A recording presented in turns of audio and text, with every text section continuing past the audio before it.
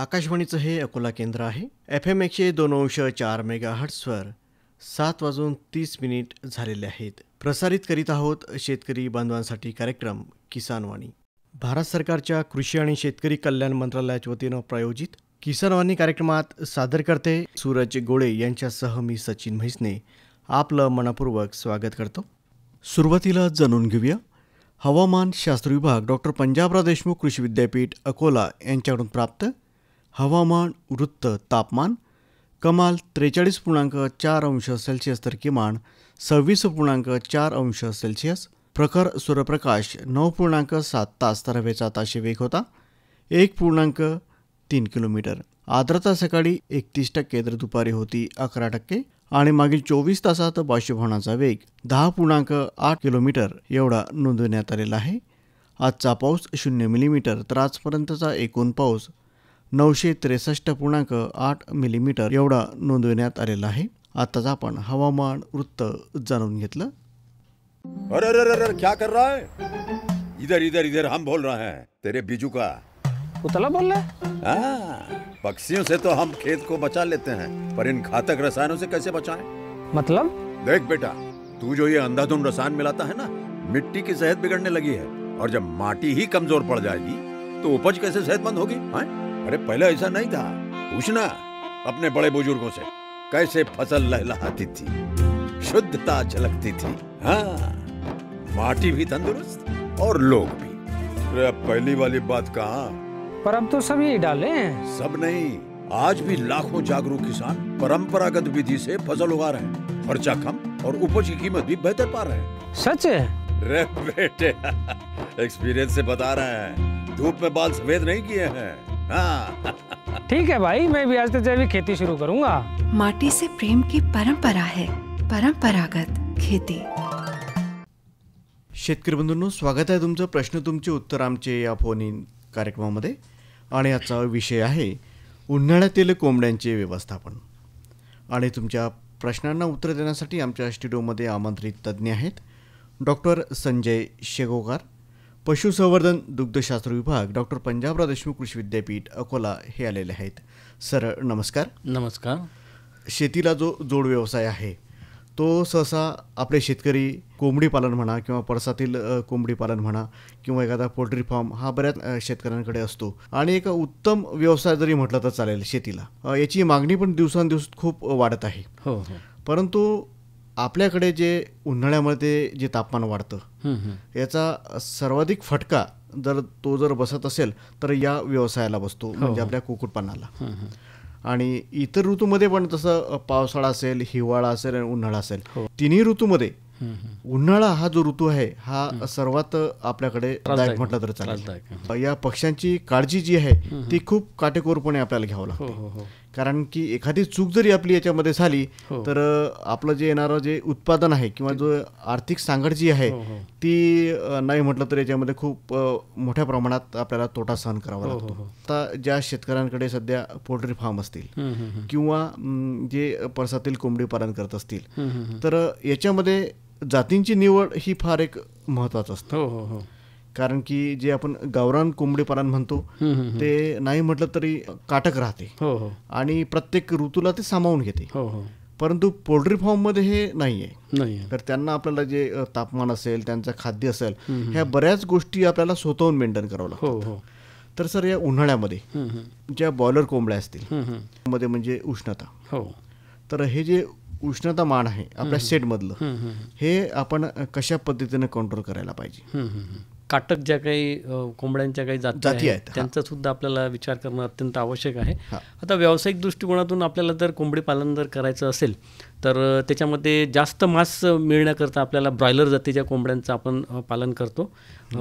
त्याच्यानंतर अंडी उत्पादनासाठी सुद्धा एक महत्त्वाचा आता सध्या आपल्याकडे विषय आहे की जे आता महिलांमध्ये असेल किंवा लहान बालकांमध्ये असेल, आपण बघतो आहे की त्यांच्यामध्ये माल न्यूट्रिशन ज्याला आपण म्हणतो, बरोबर आहे, तर ते जे आढळते तर ते आपल्याला भरून काढायचं असेल त्यांना आपल्याला अंडी त्यांच्या खाद्यामध्ये देणं आपल्याला गरजेचं आहे.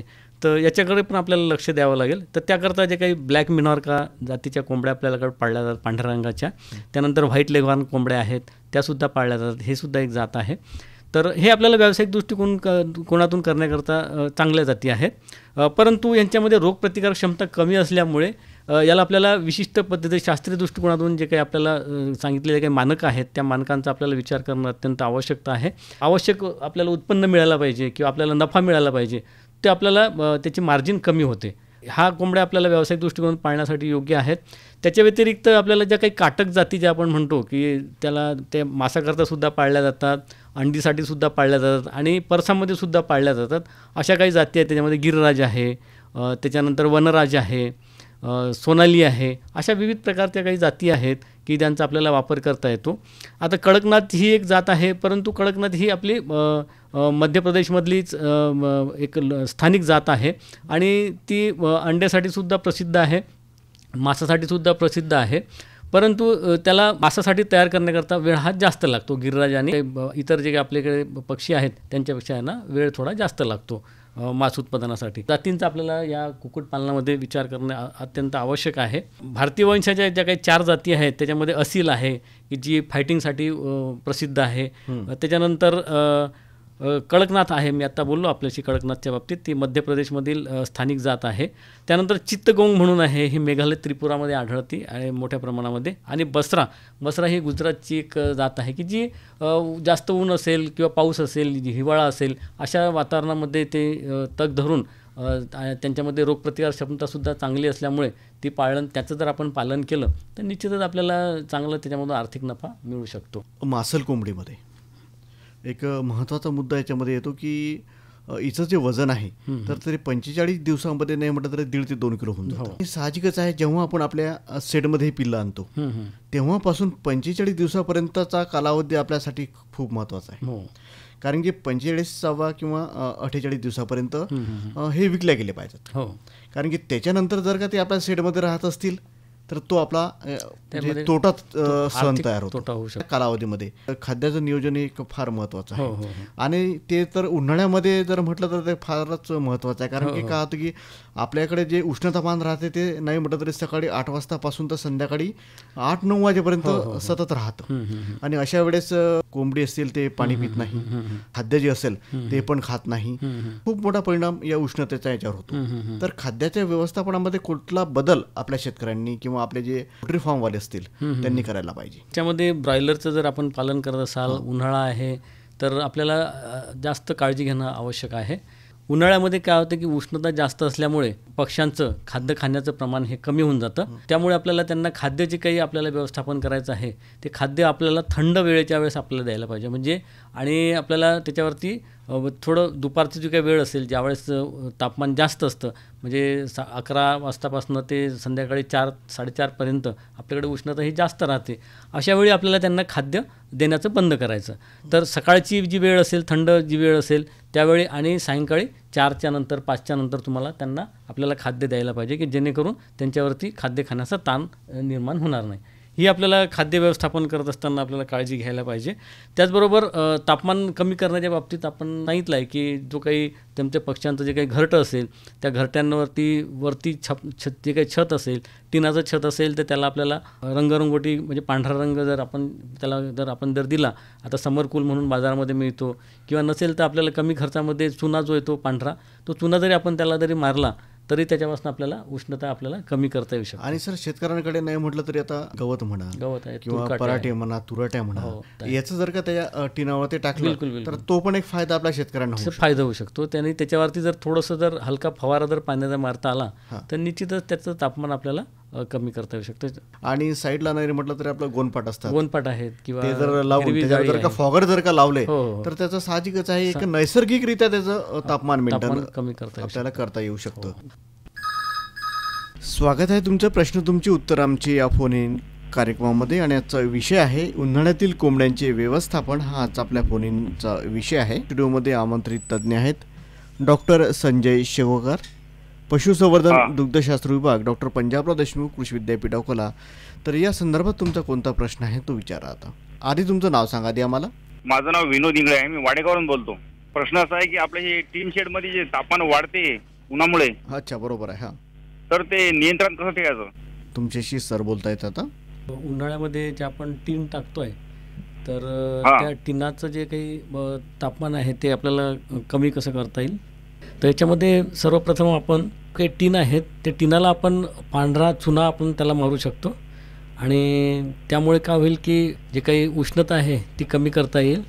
नवीन पद्धतीमध्ये जर आपल्याला किती मोठ्या प्रमाणात आपला शेड आहे, आपण व्यावसायिक पद्धतीने आपण जर करत असू त्यावर थोडाफार आपल्याला जर खर्च करता येत असेल तर आपण जर नियमित जर कुक्कुटपालन आपण करत असाल तर आपल्याला जे काही आता बाजारामध्ये आपल्याला पफरूप चे जे काही टीन उपलब्ध आहेत ते थोडे महागडे आहेत, परंतु त्याचा जर आपण जर वापर केला तर आपल्याला टेम्परेचर जे आहे तापमान जे आहे ते जवळपास 4 ते 5 डिग्री सेंटीग्रेडने कमी करता येऊ शकतं. सोबतच या शेड आपलं घरटे जे आहे कोंबड्यांचं, घरट्यांमध्ये आपल्याला तापमान कमी करण्यासाठी इतर जे काही उपाय आहेत तर त्याच्यामध्ये आपण वरती जे आहे टिनाच्या वरती छतावरती तूरकाट्या वगैरे असतील त्याचं आपण आच्छादन जर दिलं आणि त्याच्यावरती वेळोवेळी जर आपल्याला शक्य झालं तर पाणी जर आपण जर त्याच्यावरती फवारलं तर त्यांनीसुद्धा आपल्याला त्याचं ताप कमी करता येऊ शकतं. स्प्रिंकलर आहेत, स्प्रिंकलरपेक्षा आपण फॉगर ज्याला आपण म्हणतो स्प्रॉगरचा आपल्याला वापर करता येऊ शकतो किंवा मिस्टर्स येतात, आतमध्ये आपण मिस्टर्सचा वापर करू शकतो आणि त्याच्यामुळे काय होतं की आतमधलं जे काही तापमान आहे ते आपल्याला कमी करता येतं. सोबतच आपला जो काही पक्ष्यांचं जे काही घरटं आहे, कोंबड्यांचं जे काही घरटं आहे त्या घरट्याला आपल्याला पडदे आपल्याला लावून घेता येतात. म्हणजे आपल्याकडे जी हिरवी नेट येते त्या ग्रीन नेट आपण आणि त्याच्यावरती मध्ये जर आपल्याला पाणी जर फवारता आलं तर ते आपल्याला करता येऊ शकतं, ते चांगलं होऊ शकतं. त्या पद्धतीचे आपल्याला जर उपाययोजना जर केल्या तर घरट्यामधील कोंबड्यांच्या तापमान आपल्याला कमी करण्यास मदत होऊ शकते. तर कूलर वापरू शकतो का आपण? कूलर बिलकुल वापरू शकता. कूलर थोडा खर्चिक आहे, कूलर वापरता येईल आपल्याला. जे मी सांगितलं की फॉगर्सचं जर किंवा मिस्टर जर आपण जर लावले तर इलेक्ट्रिसिटीचं थोडंसं आपल्याला कमी करता येऊ शकते, रेग्युलर वापर करता येऊ शकतो. नाही, कूलरमध्ये कसं आहे वापरल्यानं जर त्यांना उन्हाचा फटका बसू शकतो का? नाही, फटका नाही बसू शकत. फक्त आपल्याला कूलर जे आहे काही कालावधीपर्यंत कूलरवर लावायचं आणि काही कालावधीनंतर आपण बंद करू शकतो. बरं साहेब, धन्यवाद साहेब. नमस्कार, स्वागत आहे तुमचं. प्रश्न तुमची उत्तर आमचे या फोन इन कार्यक्रमामध्ये. नमस्कार सर. आधी तुमचं नाव सांगा ते आम्हाला. बळीराम पाटील, आपज बुजुर्ग. तर आजचा आपल्या फोन इन कार्यक्रमाचा विषय माहिती आहे तुम्हाला? हो, उन्हाळ्यातील कोंबड्यांचे व्यवस्थापन. अगदी बरोबर आहे. तर या संदर्भात तुमचा प्रश्न विचारा आता. मी कुक्कुटपालन घेऊन राहिलं म्हटलं आता मग माहिती विचारून साहेबाले. तुम्हाला आता कुक्कुटपालन करायचं आहे? हो. हां, तर त्या संदर्भात तुम्हाला माहिती पाहिजे. तर आपण आता कोणत्या प्रकारे कुक्कुटपालन करणार आहे? अंडी उत्पादनासाठी की मांसल उत्पादनासाठी करणार आहात? हा म्हटलं मांसासाठी करणार आहे म्हणजे ब्रॉयलरचं पालन करणार आहे की अंड्यासाठी करणार आहात? अंड्याची अंडे अंड्यासाठी आपल्याला कुक्कुटपालन करायचं असेल तर किती प्रमाणात करणार आहे आपण? काय आपले म्हणजे 20-22 खोलीत किती पक्षी माहिती असे घेऊ. अंडी देण्यासाठी जर आपल्याला कुक्कुटपालन करायचं असेल त्याकरता आपल्याला 3 प्रकारचे कोंबड्यांचे घरटे लागतात. सर्वप्रथम तर आपल्याला काय करतो की 1 दिवसाचे पक्षी आणतो आपण. 1 दिवसाचे पक्षी त्याला मोठे करतो. 8 आठवड्यापर्यंत 8 आठवडे म्हणजे पर्यंत आपण त्यांना त्याचं संगोपन जे आहे एका विशिष्ट प्रकारच्या कोंबडीच्या घरट्यामध्ये करतो. त्यानंतर 8व्या आठवड्याच्या नंतर मग 9व्या आठवड्यापासून ते 20व्या आठवड्यापर्यंत त्यांना आपण ग्रोवर शेड म्हणतो, म्हणजे मोठे झालेले पक्षी. तर त्या शेडमध्ये किंवा त्या घरट्यामध्ये आपल्याला त्यांना आपण ठेवतो आणि तिथं त्यांचं खाद्य व्यवस्थापन करतो, त्याचं संगोपन करतो. आणि 20व्या आठवड्यानंतर मग आपल्याला त्याला तिसरा शेड जो येतो म्हणजे तेव्हा त्याला तिसरं जे कोंबड्यांचं जे घरटं असतं त्या घरट्यामध्ये आपल्याला विशिष्ट पद्धतीचे पिंजरे असतात. त्याच्यामध्ये 3 टायर पद्धतीचे पिंजरे येतात. 3 कप्पे एका बाजूला असतात, 3 कप्पे दुसऱ्या बाजूला. अशा पद्धतीच्या घरट्यामध्ये त्यांना आपण काय करतो, अंडे देण्यासाठी ठेवतो. तर अशा पद्धतीचं आपल्याला त्याला 3 प्रकारचे अंडी देण्याच्या कोंबड्यांसाठी आपल्याला घरटे आपल्याला करावं लागते. पण त्याच्या व्यतिरिक्त आपण जर मांसल कुक्कुटपालन जर कराल किंवा मांसल कोंबड्या जर पाळत असाल तर तुमची जी 20x10 किंवा 20x20ची जी खोली असेल, मांसासाठी ज्या काही कोंबड्या पाळतो त्यांना 1 वर्ग फूट जागा आपल्याला त्यांना द्यावी लागते. म्हणजे साधारणतः 100 वर्ग फुटाची जर तुमच्याकडे जागा असेल तर त्याच्यामध्ये 100 कोंबड्या तुम्हाला पाळता येऊ शकतात. म्हणजे जागा मोठी तर मांसल कोंबड्या जर तुम्हाला शक्य होऊ शकते, कारण अंडी देणाऱ्या कोंबड्या आपल्याला जवळपास 72 आठवड्यापर्यंत पाळाव्या लागतात आणि 5व्या महिन्यापासून त्या उत्पादन देण्यास सुरुवात होते.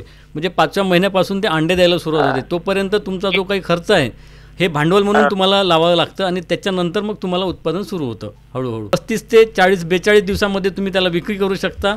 30 ते 35 दिवसामध्ये सुद्धा विक्री करू शकता आणि 2 किलोपर्यंत त्यांचं वजन होतं, 1.5 ते 2 किलोपर्यंत, आणि ते विक्री केल्यास तुम्हाला पैसे मिळतात. म्हणजे एक बॅच तुम्ही साधारणतः 1.5 महिन्याच्या आत तुम्ही एक बॅच तुम्ही तयार करून विकू शकता. तर हे तुम्हाला जास्त सोयीचं जाऊ शकते, तुम्हाला लवकर पैसे मिळतील आणि बाजारामधून तुम्हाला त्याचा नफासुद्धा मिळू शकतो. हो हो हो, तुम्ही सध्या मासलचं चालू करा आणि नंतर पुढे मग काय करा की एक प्रशिक्षण घ्या. PGIVS जे आहे, स्नातकोत्तर पशु विज्ञान संस्था आहे, तर तिथे तुम्हाला प्रशिक्षण दिलं जाईल कुक्कुटपालन विभागामार्फत. प्रशिक्षण घेतलं की तुम्ही मग साधारण तुम्हाला भांडवल त्याच्यामध्ये थोडं जास्त लागेल. जे मासल कोंबड्यांपेक्षा अंडी देणाऱ्या कोंबड्यांमध्ये तुम्हाला भांडवल जास्त लागतं. त्याच्यासाठी तुम्हाला काही माहिती हवी असली तर तुम्ही विभाग प्रमुख पशुसंवर्धन दुग्धशास्त्र विभाग इथे तुम्ही येऊ शकता, तिथे सुद्धा आम्ही तुम्हाला माहिती देऊ शकतो. हो, ठीक आहे.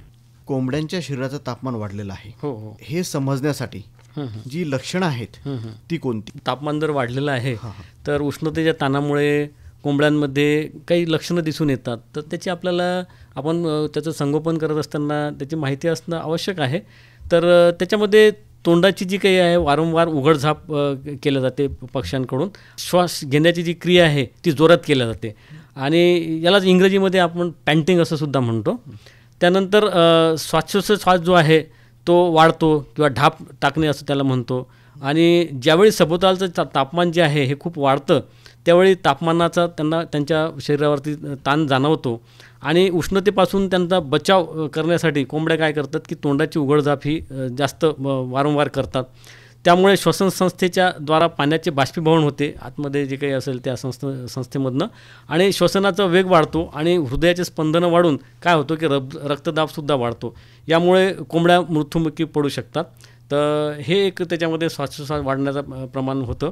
त्यानंतर पक्ष्यांमध्ये स्थूलपणा दिसून येतो, सुस्तपणा दिसून येतो, उत्साहाचा अभाव दिसतो आणि त्यांच्या शरीरावरती थकवा दिसून येतो. त्यांचं खाद्य खाण्याचं प्रमाण हे कमी होऊन जातं. अति ऊन जास्त वाढल्यामुळे त्यांना पाणी पिण्याचं प्रमाण त्यांचं वाढतं आणि कारण शरीराची आपल्याला त्यांचा जो काही ताण आहे किंवा शरीराची उष्णता आपल्याला कमी करण्यासाठी त्यांचं पाणी पिण्याचं प्रमाण हे वाढतं. बरेचदा आपण बघतो की पक्षी असे पंख फैलून बसलेले दिसतात, तर हे सुद्धा एक लक्षण आपल्याला दिसतं की जसं जर आपल्याला आढळलं पक्ष्यांमध्ये तर निश्चित समजून चालायचं की त्यांना उष्णता ही शेडमध्ये आपल्या वाढलेली आहे. त्यानंतर बरेचदा हृदय बंद पडून पक्षीचं मृत्यूचं प्रमाणसुद्धा वाढतं. त्याचबरोबर कोंबड्यांचा जो तुरा आहे तो कोंबड्यांचा तुरा हा जो लाल रंगाचा असतो, डार्क तो गडद लाल रंगाचा असतो, तर तो थोडा फिक्कट लाल रंगाचा होतो. त्याचं कारण असं की निर्जलीकरण झाल्यामुळे रक्ताचा प्रवाह जो आहे तो शरीरातील शेवटचे जे काही भाग असतात, समजा वॅटल आहे त्याला आपण म्हणतो किंवा तुरा आहे, तिथपर्यंत तो रक्तस्राव होत नाही आणि त्याच्या कमतरतेमुळे काय होतं की तो तुरासुद्धा फिक्कट झालेला जाणवतो. असं जर झालं असेल तर आपल्याला निश्चित समजता येईल की पक्ष्यांवरती उष्णतेचा ताण दिसून येतो आहे. याच्या व्यतिरिक्त काही इतर लक्षणं जी आहेत त्याच्यामध्ये अतिसार दिसून येतो, उदरातील आतड्यांची अन्नद्रव्य शोषून घेण्याची क्षमतासुद्धा कमी झालेली दिसते आणि स्वाभाविकसुद्धा काही बदल होतात. काही पक्षी मग त्याच्यामध्ये मारामारी करताना आपल्याला दिसतात. अशा पद्धतीचे काही लक्षणं आपल्याला बरेचदा या उष्णतेच्या ताणामुळे दिसून येतात. सर, उन्हाळ्यामध्ये आपण स्वतःची जी काळजी घेतो, हो, जसं घरून निघताना ORS पिऊन जातो, हो हो हो, की आपल्या शरीरातलं तापमान एकसारखं राहिलं हो हो पाहिजे. हो, पक्ष्यांमध्ये जेव्हा आपण पाणी देतो काही देऊ शकतो का? हो हो हो, निश्चितच. आपण साधारणतः त्याला आपल्याला पूरक आहार म्हणता येईल किंवा तर काय होतं की पक्ष्यांवरती जो काही ताण येतो त्याच्यामुळे एक तर काय असतं की ह्या घामग्रंथी नसतात. घामग्रंथी नसल्यामुळे ते आपल्या शरीरातील तापमान कमी करण्यास त्यांच्याकडे तशी व्यवस्था नसते आणि त्यामुळे आपल्याला मग हे जे काही ताण त्यांच्या शरीरावरती येतो त्याला आपल्याला पूरक आहाराच्या माध्यमातून आपल्याला कमी करता येतो. तर त्याच्यामध्ये काही जीवनसत्वे आहेत, तर जीवनसत्वे आपल्याला पाण्याच्या स्रोतामार्फत आपल्याला साधारणतः व्हिटॅमिन A आहे, D आहे आणि B कॉम्प्लेक्स सारखी जे काही जीवनसत्व आहेत, विटॅमिन्स आहेत, तिथे आपण त्यांना द्यावीत की ज्याच्यामुळे काय होते की रोगप्रतिकारक क्षमतासुद्धा वाढते आणि त्यांचं एकूणच जे काही आरोग्य आहे ते सुद्धा सुधारते. त्यानंतर जीवनसत्व C आहे, तर याच्यामुळे सुद्धा त्यांच्यामध्ये रोगप्रतिकारक क्षमता वाढते आणि ही जी काही उष्णता त्यांच्या शरीरामध्ये जी वाढलेली असते ती सुद्धा कमी करण्यास त्याचा त्यांना फायदा होतो. त्यानंतर काही खनिज मिश्रण आहेत, त्याला आपण इलेक्ट्रोलाइट्स म्हणतो. तर पाण्याच्या माध्यमातून खनिज मिश्रणं जी आहेत ती जर त्या पाण्यामध्ये मिसळून जर त्यांना जर दिली तर उष्णतेचा ताण त्याच्यामध्ये कमी करता येतो. त्याच्यामध्ये सोडियम आहे, पोटॅशियम आहे, क्लोराईड आहे. तर किंवा मग नसेलच काही उपलब्ध आपल्याकडे इलेक्ट्रोलाइट्स कोंबडी पालन करत असाल किंवा परसामध्ये पालन करत असाल तर तुम्ही मिठाचं पाणीसुद्धा तुम्ही त्यांना आपल्याला देता येतं. जसं आपण घरी मिठाचं पाणी आणि साखर टाकून घेतो, गूळ किंवा मिठाचं पाणी, तसंसुद्धा त्यांना जर त्याचा पुरवठा जर केला तर निश्चितच त्यांच्यामध्ये ताण कमी करता येईल. किंवा त्यासोबतच जीवनसत्व ई आहे याचासुद्धा पुरवठा करता येतो, की ही जर अंडी देणाऱ्या ज्या कोंबड्या असतील तर अंडी देणाऱ्या कोंबड्यांमध्ये व्हिटॅमिन ईचा जर आपण या ताण अवस्थेमध्ये जर त्यांना जर दिलं तर निश्चितच त्यांचं अंडी उत्पादनामध्ये सुधारणा होऊ शकते. तर सर या व्यवसायामध्ये ज्या छोट्या बारीक सारीक गोष्टी आहेत त्याच्याकडे पण आपल्या शेतकऱ्यांचा म्हणा किंवा पोल्ट्री फार्मचे जे मालक असतील त्यांचं लक्ष असायला पाहिजे. तर जेव्हा आपण पाणी देतो सर तर ते थंड असायलाच पाहिजे. हो, थंड असायला पाहिजे. आणि बरेचदा असं होतं की आपली जी टाकी राहते ती उन्हामध्ये राहते आणि त्याचं आउटलेट आपण नाही म्हटलं सेटमध्ये आपण काढलेलं राहतं. तर सर त्या पाण्याचं पण खूप एक महत्त्वाचं आहे की जेणेकरून ते थंड जे पाणी आहे तेच आपल्या पक्ष्यांना मिळायला पाहिजे. तर आपण काळजी अशी घ्यायची की बरेचदा काय होतं की व्यावसायिक काही ज्यांची काही कोंबडी पालन असेल त्यांच्याकडे काय केलं जातं की जे काही पाण्याच्या टाक्या असतात ह्या बाहेर ठेवल्या जातात. परंतु ज्यावेळेस आपण घरटे तयार करतो त्याचवेळी आपण काळजी घ्यायला पाहिजे की घरट्याच्या आतमध्येच आपण जे काही पाण्याची टाकी असेल ती ठेवण्याची व्यवस्था आपण जर केली तर जास्त चांगलं होऊ शकतं. काही ठिकाणी आधुनिक पद्धतीने म्हणजे स्वयंचलित असं पाण्याची व्यवस्था केलेली असते. त्यावेळी काय होतं की पाण्याची टाकी जर बाहेर असेल तर स्वयंचलित पद्धती असल्यामुळे त्याचं जे पाणी जे आहे ते गरम पाणी पक्ष्यांना जाईल आणि पाईपामधून सुद्धा गरम पाणी जाऊ शकतं, कारण पाईपलाईन ही सुद्धा बाहेरून केलेली असते. हां, तर ते पाणी गरम जाणार नाही याची आपल्याला दक्षता घेणं अत्यंत आवश्यकता आहे. त्याचबरोबर ज्यांच्याकडे मॅन्युअल म्हणजे स्वतः आपण काम करून आणि पाणी भरून पक्ष्यांना पाजतो तर त्यावेळी त्या पाण्याच्या भांड्यामध्ये सुद्धा पाणी गरम झालेलं नाही आहे याची आपण दक्षता घ्यायला पाहिजे. नॉर्मल जे काही पाणी असेल ते पद्धतीचं पाणी आपण त्यांना पुरवठा करणं आवश्यक आहे. तू नैसर्गिकरित्या काही उपाययोजना याच्यामध्ये आपल्याला करता येतील? नैसर्गिक दृष्टिकोनातून आपण जर बघितलं की जसं आपण कमी खर्चामध्ये त्यांचा आपल्याला पक्ष्यांचा ताण कमी करायचा असेल तर त्याच्यामध्ये टरबूज जे आहे, टरबुजांच्या काही फोडी ज्या आहेत त्या जर आपण पक्ष्यांना जर आपण दिल्या तर त्यांनी ताण कमी होऊ शकतो. नंतर पाणी जे आपण देतो तर त्या स्वच्छ पाण्यामध्येच आपण पुदिनाचं जे आहे त्याचं जर आपण रस काढून जर त्यांना आपण पाण्यामधून जर दिला तर निश्चितच त्यांना जो काही ताण येतो तो ताण कमी करता येऊ शकतो. त्याचबरोबर उन्हाळ्यामध्ये जो काही ताण येतो, दही असेल किंवा ताक असेल, हे जर आपण थोडंसं पाण्यामध्ये मिसळून जर त्यांना आपण जर दिलं तर त्यांनीसुद्धा आपल्याला त्यांचा ताण कमी करता येतो. अशा पद्धतीने काही नैसर्गिक उपाययोजना ज्या आहेत जर आपण जर केलं तर निश्चितच आपल्याला उन्हाळ्यामध्ये चांगलं कुक्कुटपालन करता येऊ शकतं. तर सर तुम्ही आज इथे आलात आणि या विषयावर जे एक सखोल मार्गदर्शन आमच्या शेतकऱ्यांना केलं त्याबद्दल आकाशवाणीतर्फे आणि आमच्या शेतकऱ्यांतर्फे मी आपला आभारी आहे. धन्यवाद. धन्यवाद.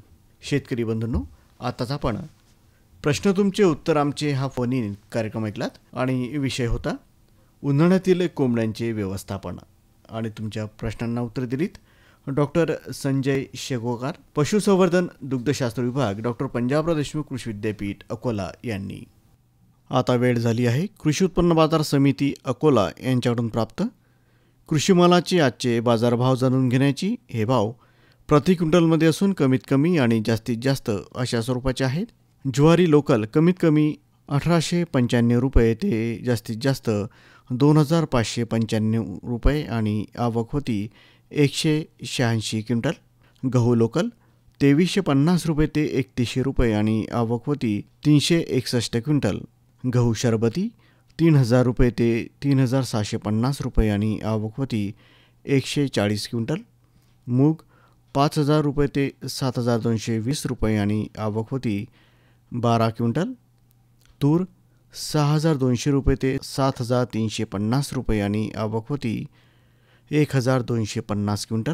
हरभरा 4800 रुपये ते 5790 रुपये आणि आवक होती 1941 क्विंटल. हरभरा पांढरा 6005 रुपये ते 8400 रुपये आणि आवक होती 38 क्विंटल. सोयाबीन पिवळे कमीत कमी 3900 रुपये ते 4395 रुपये आणि आवक होती 2161 क्विंटल. आताच आपण कृषी मालाचे आजचे बाजारभाव जाणून घेतलेत. सर्वोत्कृष्ट शेतकऱ्याचा पुरस्कार मिळाला आहे हरीला. खरी आता आपल्या सर्वांना सांगतील आपल्या यशाचं रहस्य. माझ्या शेतकरी बंधू आणि भगिनींनो, आपणही आपल्या शेतात चांगलं पीक घेऊ शकता. ते कसं? बस जेव्हा काही समस्या असेल तेव्हा लगेच लावा हा नंबर 1800-180-1551. हा कोणाचा नंबर आहे भाऊ? शेतकरी कॉल सेंटरचा, जिथे तज्ञ आपल्याला शेतीच्या समस्येवर तोडगा सांगतील लगेच. अहो भाऊ, तज्ञ सारा वेळ थोडाच मिळणार आहे. नक्की मिळेल हो भाऊ. वर्षाचे 365 दिवस मिळेल, ते देखील सकाळी 6 ते रात्री 10 वाजेपर्यंत. पण भाऊ, जास्त वेळ बोलू तर पैसे खूप लागतील. अजिबात पैसे नाहीत. मोबाईलनं किंवा दुसऱ्या फोननं शेतकरी कॉल सेंटरला मोफत कॉल करा. सल्ल्याचेही पैसे नाहीत. 16 आणि खरं. शेतकरी बंधूंनो, शेतीच्या समस्यांवर आपल्या भाषेत लगेच उपाय मिळवण्यासाठी भारतात कोणत्याही फोननं राष्ट्रीय हेल्पलाईन नंबर 1800-180-1551 वर मोफत संपर्क साधा. शेतकऱ्यांचा मित्र शेतकरी कॉल सेंटर. शेतकरी बंधू भगिनींनो, नमस्कार. कृषीवाणीमध्ये आज ऐकूया पीक संरक्षण उपकरणे आणि त्यांची निगा याविषयीची माहिती.